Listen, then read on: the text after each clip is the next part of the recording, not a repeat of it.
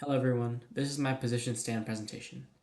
The topic I chose was the legality of magic mushrooms, and my stance on it is that psilocybin mushrooms, also known as magic mushrooms, should be legalized in the United States for therapeutic use.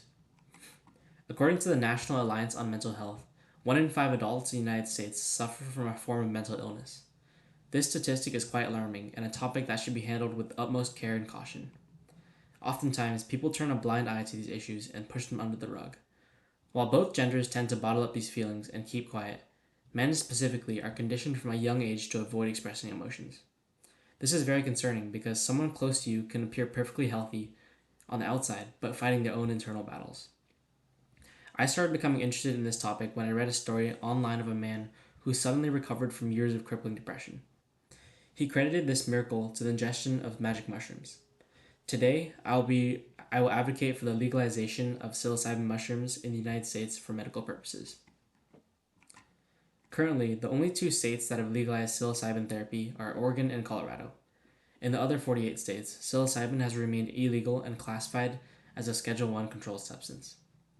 Per the United States Drug Enforcement Administration, this group of drugs have a high potential for abuse, no accepted medical use, and lack of accepted safety under medical supervision.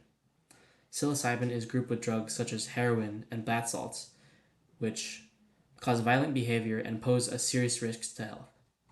Psilocybin and many other classic hallucinogens are not considered addictive because they do not lead to physical dependence and do not activate the brain's reward system the way alcohol or nicotine do.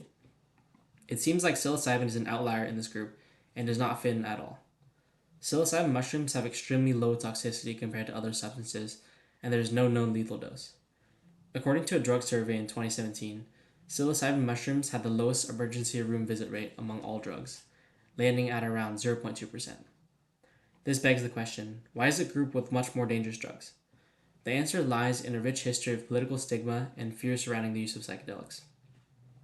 In 1970, the passage of the Controlled Substances Act designated many psychedelic substances such as psilocybin, LSD, and mescaline as Schedule 1 drugs. Despite all of these drugs having very low toxicity levels, the media exaggerated the danger of them through sensationalism and so-called yellow journalism. It should be acknowledged that the deaths due to psilocybin usage do occur, but are very rare. Oftentimes, they are due to unsafe settings, mixing of drugs, or predisposed health conditions such as schizophrenia. While many of these deaths are not caused by psilocybin itself, the media push a different narrative. They scared the public with these stories and heavily stigmatized these topics.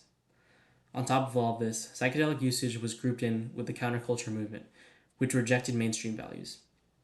People began associating this movement with rebellion and opposition to the Vietnam War. This is when the government stepped in and made psilocybin, along with many other drugs, illegal.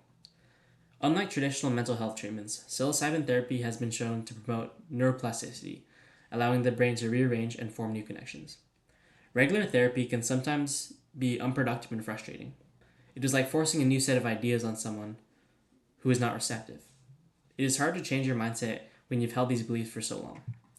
Psilocybin alters the brain in a revolutionary way that is incomparable to traditional practices. Neuroplasticity allows the brain to reorganize itself and break old habits. This makes space for new, healthier habits. After psilocybin therapy, many patients have reported seeing the world through new eyes. They are able to unlock new perspectives that were not present prior. This is crucial to mental health treatment because issues tend to arise from having roadblocks and vicious cycles in your mind. In an experiment conducted by Johns Hopkins University, it was found that 71% of patients with depression untreatable with traditional techniques experienced a significant improvement in condition after one psilocybin mushroom experience. This shows the massive potential for psilocybin therapy for depression across the whole United States. It opens up the door to a new avenue of medicine that is still relatively young.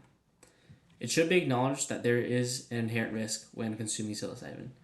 A study in 2016 reported that 10.7% of users reported their worst trip put themselves at physical risk. Furthermore, 2.6% of users reported seeking medical help afterwards.